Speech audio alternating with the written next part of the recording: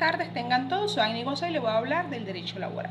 La evolución histórica del trabajo humano. El trabajo en el mundo antiguo, en la edad antigua, se presenciaba mucha esclavitud y estos estaban sometidos al amo. El trabajo era de esclavos y el que tuviese más esclavos era el más poderoso. Por lo tanto, la herramienta que más generaba riqueza era el tener más esclavos. Se trabajaba la agricultura, la cerámica, la metalúrgica y la artesanía. En la Edad Media no cambia el tipo de trabajo, ya que sigue siendo agrícola y artesanal. Se trabajaba solo la tierra, se abastecía de la producción agrícola y de allí iba su comercio. Se presentaba una serie de cambios económicos, sociales, culturales y religiosos. El cristianismo definió la organización de la sociedad y sus valores y costumbres. En la Edad Moderna se da un cambio económico como consecuencia de la conquista de nuevos territorios y se da la división internacional del trabajo, lo cual logra que se traigan riquezas de las colonias conquistadas y a su vez nace el comercio internacional y al producir para explotar. Trabajo en la época contemporánea. Se da la Revolución Francesa y ocurre un cambio económico y laboral por la Revolución Industrial. Se producen fábricas, grandes maquinarias y ocurre una gran emigración del campo a la ciudad. Y posteriormente los campesinos son expulsados y pasaban a ser obreros, incluyendo a los artesanos. Así disminuyó la producción artesanal y se expandió la producción industrial. Los trabajadores ya no producían más sus alimentos y vestimentas. Deben comprar todo en la ciudad con el dinero de sus salarios. En el trabajo en la postindustrial, con el nacimiento del derecho al trabajo, surge la adaptación al nuevo mercado del trabajo. El régimen del trabajo en la época precolombina y en la colonia existían las leyes de India. Las leyes de India establecían el trato que debía de recibir el nativo, ya que especificaba que los indios eran libres, aunque son súbditos de los reyes católicos. La prestación de servicios se veía como un arrendamiento, un contrato, y a la persona se le veía como una cosa. Evolución del trabajo en Venezuela. En el indagar histórico se encuentran normas históricas relativas al trabajo de los días de la colonia. Es interesante verificar cómo a tanta distancia la idea de justicia pudo ofrecer resultados parecidos, por lo menos en parte, a los que en nuestra época habría de integrar esta nueva rama jurídica. La ley de pobres sistematizó la ayuda legal a los pobres, formalizándose en 1601. Recogía los principios de ayuda legal a los pobres, pero estaba prohibida fuera de su parroquia de origen. Antecedentes coloniales. La ley de Indias. Se denomina así la recopilación de cédulas, cartas, provisiones y leyes ordenadas por Carlos II con el propósito de que se presenciara libertad de obligaciones que debería de tener el patrono con el indio. Además, las remuneraciones de este en el indio y su jornada de trabajo que especificaba esta ley. Antecedentes poscoloniales. Periodo desde 1830 hasta el segundo periodo. Gran parte de las provincias, estados y municipalidades de la República sancionaron códigos, leyes y ordenanzas de policía en los cuales habitualmente se insertaban reglas de aplicación regional sobre el trabajo de jornaleros, artesanos y sirvientes. Desde 1917 hasta nuestros días comienza con la ley de talleres y establecimientos públicos, donde realmente se inician los antecedentes de la legislación laboral. Ley de talleres y establecimientos públicos. En 1917 dio el inicio de la actual legislación del trabajo en el país. Por su propósito del trabajo humano, el carácter orgánico de sus reglas y por su aplicación generalizada a todos los trabajadores de la nación. En la ley del trabajo de 1928 estableció 8 horas y media, al igual que la seguridad que el patrono debe dar al trabajador, y esta ley también añadía las horas de descanso que le correspondían al trabajador. Pero esta ley no se cumplió porque no hubo disponibilidad del Estado, no fue acatada porque la República no tenía el personal capacitado para la implementación de la misma. En la ley del trabajo de 1936 fue la primera vez que se reconoció el derecho de asociación y la contratación colectiva. Esta ley tuvo vigencia hasta 1991. Rafael Caldera influenció en la ley orgánica del trabajo, Organización Internacional del Trabajo. El proyecto del Código 1938, el proyecto tiene un inmenso valor doctrinal, más que un texto legal, daba la impresión de una compilación orgánica de las soluciones jurídicas que se estimaron aconsejables a nuestros problemas de trabajo. La reforma de 1947, la otra reforma parcial que sufrió la ley fue en 1936 a 1947, dictada una nueva constitución de la Asamblea Nacional Constituyente que se abocó en sus últimos días de sesiones a que una reforma parcial de la ley del trabajo.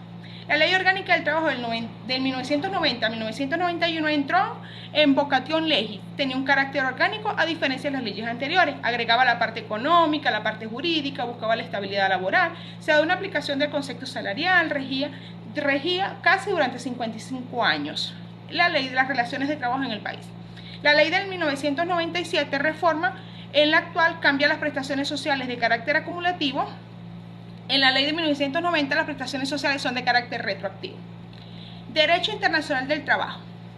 Fue creada en 1919 como parte del Tratado de Versalles, que terminó con la Primera Guerra Mundial y reflejó la convocación de que la justicia social es esencial para alcanzar una paz universal y permanente.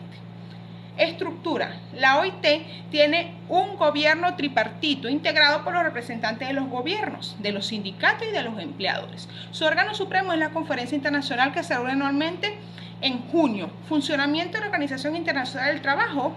Bueno, se encarga de desarrollar y supervisar el uso de normas internacionales de trabajo que se convierten en convenciones y recomendaciones. Estas normas cubren todos los aspectos del mundo del trabajo y establecen principios básicos de derecho con el fin de garantizar un trabajo digno para todos los ciudadanos. Ahora, ¿qué es el derecho laboral? Es un conjunto de normas jurídicas que regulan las relaciones entre el trabajador y el patrón. Sistema de normas que regula y define los diferentes tipos de trabajo y las relaciones laborales. Los caracteres del derecho laboral: es autónomo, dinámico, tiene una gran fuerza expansiva, es imperativo, es concreto y actual. ¿Cuáles son las denominaciones? Derecho social, legislación social, derecho industrial, legislación laboral.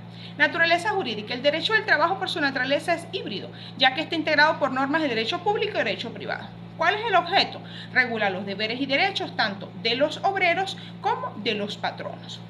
Norma todo lo referente a salario, horas de trabajo, despidos justificados y no justificados, contratos individuales, sindicatos, huelgas o entre otros. Regular los conflictos de la relación jurídico-laboral. El trabajo como hecho social.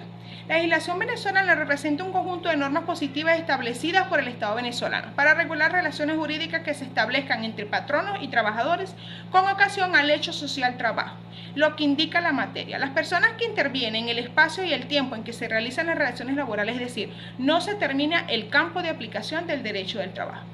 Fuentes del derecho laboral: la jurisprudencia, las costumbres, la doctrina, la legislación, convención colectiva, laudo arbitral, contrato del trabajo. El carácter de orden público del derecho laboral. El carácter público de las normas laborales descansan en el criterio de proteger a los débiles e incapaces, a quien el derecho busca resguardar de los abusos. La base constitucional de 1961 emitió los artículos 84 y 85, donde el 84 reflejaba todos tienen derecho al trabajo, el 85 el trabajo será objeto de protección especial. En la Constitución de 1999 reflejaba el 87, artículo 87, donde todas personas tienen derecho al trabajo y el deber de trabajar. En el artículo 88, el Estado garantiza la igualdad y equidad de hombres y mujeres en el ejercicio de derecho de trabajo. En el artículo 89, el trabajo es un hecho social y gozará de la protección del Estado. En el artículo 90, la jornada de trabajo diurna no excederá de 8 horas diarias ni de 44 horas semanales. ¿Cuáles son los principios del derecho al trabajo? Principio: la libertad de trabajo. La libertad de trabajo le concede a la persona la decisión de trabajar o no, de establecer en qué actividad se va a desempeñar, si trabajará para él o para otras personas. Este último caso precisa para quien asimismo consiste en reconocerle al trabajador la facultad de dejar el empleo cuando éste lo estime conveniente.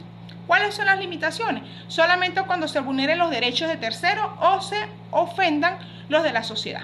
Podrá impedirse el trabajo mediante resolución de la autoridad competente dictada conforme a la ley. El despido masivo es cuando afecta un número igual o mayor al 10% de los trabajadores de una empresa que tenga más de 100, o el 20% de una empresa que tenga más de 50 trabajadores, o el 10% de una empresa que tenga menos de 50 trabajadores, dentro de un lapso de 3 meses, o si las circunstancias le dieran un carácter crítico. La reducción de personal. Para lograr la reducción de personal, el empresario debe intentar la negociación de la misma con el sindicato, que representa a los trabajadores, o en ausencia de estos mismos trabajadores, de acuerdo con lo establecido en el capítulo 3, título 7 de la ley. En caso que no llegara de acuerdo, en lugar de acudir a la acción directa o huelga, se procederá a un arbitraje obligatorio conforme al procedimiento de la ley. Libertades de competentes, libertad del trabajo. Artículo 3 garantiza la libertad de comercio en los centros de trabajo con la limitación de que no resulte contraria a los intereses de la comunidad. Por centros de trabajo, artículo 38, aquellos lugares donde convergan las actividades de un nuevo considerables trabajadores que estén ubicados fuera de lugares donde normalmente la mayoría de ellos tengan su habitación. El artículo 36 garantiza la libertad de tránsito por carreteras o caminos que conduzcan a los centros de trabajo, pero si dichas vías son de propiedad particular, su propietario podrá realmente su uso mediante una aprobación por las competentes.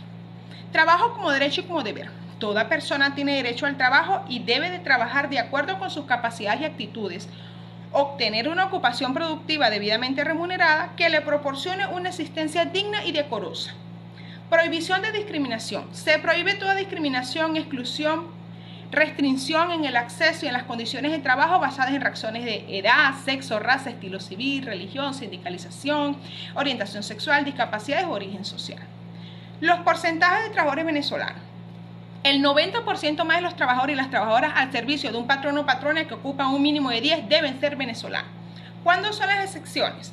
Cuando se trata de actividades que requieran conocimientos técnicos especiales y no exista personal venezolano disponible. El patrón o patrono, dentro de un lapso que le señale, debe capacitar y adiestrar al personal venezolano. También cuando exista demanda de puesto de trabajo, el Ministerio del Poder Popular, con competencia en materia de trabajo y seguridad social, compruebe que no puede satisfacer con personal venezolano. Cuando se trata de inmigrantes que ingresen al país contratados directamente por el gobierno nacional. Cuando se trata de personas definidas como refugiados por las normas de derecho internacional. El orden público en materia laboral. El Ejecutivo Nacional tendrá las más amplias facultades para desarrollar las disposiciones legales en materia de trabajo y a tal efecto podrá dictar reglamentos, decretos o resoluciones especiales y limitar su alcance a determinada región o actividad del país.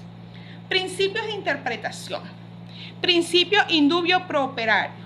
La duda favorece al trabajador. Una norma resulta ambigua, es decir, que no es clara y puede ser interpretada de varias formas y con distintos alcances. El juez debe obligatoriamente inclinarse por la interpretación más favorable al trabajador. Principio de la norma más favorable. Se plantean dudas razonables en aplicación de dos o más normas. Será aplicada aquella que más favorezca al trabajador. Principio de la prescripción. Todas las acciones provenientes de la relación de trabajo prescribirán al cumplirse un año contado desde la terminación de la prestación de los servicios. La prescripción de las acciones provenientes de accidentes o enfermedades de trabajo. Prescribirá al cumplirse 5 años contados también a partir de la finalización de la terminación de la relación del trabajo o de la certificación de origen ocupacional de ese accidente. Prescripción de utilidades. Todas las acciones provenientes de la relación de trabajo prescribirán al cumplirse un año contando desde la terminación de la prestación de los servicios. Interrupción de la prescripción. Introducción de una demanda judicial aunque se haga ante un juez incompetente, siempre que se le notifique o se le cite antes de la expiración del lapso de prescripción de los 2 meses siguientes. Causas. Suspensión de la prescripción, interrupción de la prescripción, interrupción natural, interrupción civil. Efectos. Hacer perder el tiempo ya corrido de la prescripción y permitir cesado ese efecto el inicio de la nueva prescripción. Las personas en el derecho laboral. El trabajador como definición legal es una persona natural que realiza una labor de cualquier clase por cuenta ajena o bajo la dependencia de otra. La prestación de sus servicios debe ser remunerada. Las clases. Trabajador no dependiente. La persona que vive habitualmente de su trabajo sin estar en sustitución de dependencia de uno o varios patronos. Los profesionales liberales son todos aquellos profesionales que ejecutan actos o negocios jurídicos susceptibles de estimación pecuniaria, que no constituyen actos de comercio, que son por naturaleza esencialmente civiles. Los miembros de los cuerpos armados son todos aquellos que integran las Fuerzas Armadas Nacionales, servicios policiales y de las demás que están vinculadas a la defensa y la seguridad nacional y al mantenimiento del orden público. Los servidores públicos son funcionarios o empleados públicos u otras personas que prestan servicios en relación de dependencia con entidades estatales, cualquiera que sea la fuente de su remuneración.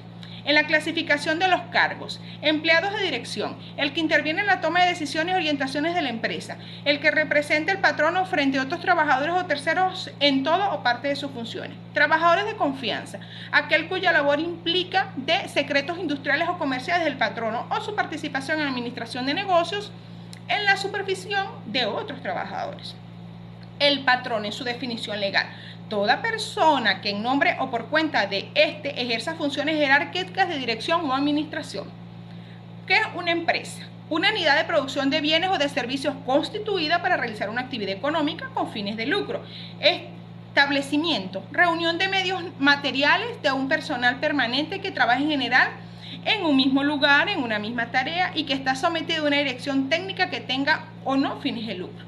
Explotación, toda combinación de factores de la producción sin personería jurídica propia en organización permanente, que busca satisfacer necesidades y cuyas operaciones se refiere a un mismo centro de actividad económica.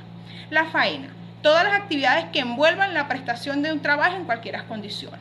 Grupo de empresas. Cuando un grupo de empresas se encuentra sometidas a una administración o a un control común y constituya una entidad económica de carácter permanente con independencia de las diversas personas naturales o jurídicas. Empresas de trabajo temporal. El intermediario. Se entiende a la persona que en nombre propio y en beneficio de otro utiliza los servicios de uno o más trabajadores. El contratista es una persona natural o jurídica que mediante contrato se encargue de ejecutar obras o servicios con sus propios elementos. La responsabilidad solidaria con el beneficiario. Se entiende por inherente la obra que participa de la misma naturaleza de las actividades a que se dedique el contratante y que esta en relación muy íntima se produce con ocasiones de ella. Las presunciones, cuando un contratista realiza habitualmente obras o servicios para una empresa en un volumen que constituya su mayor fuente de lucro, se presumirá que su actividad es inherente o convexa con la de la empresa que se beneficie con ella. Representante del patrono, el que interviene en toma de decisiones o orientaciones de la empresa frente a otros trabajadores o terceros, o puede sustituir en toda parte de sus fines. Muchas gracias.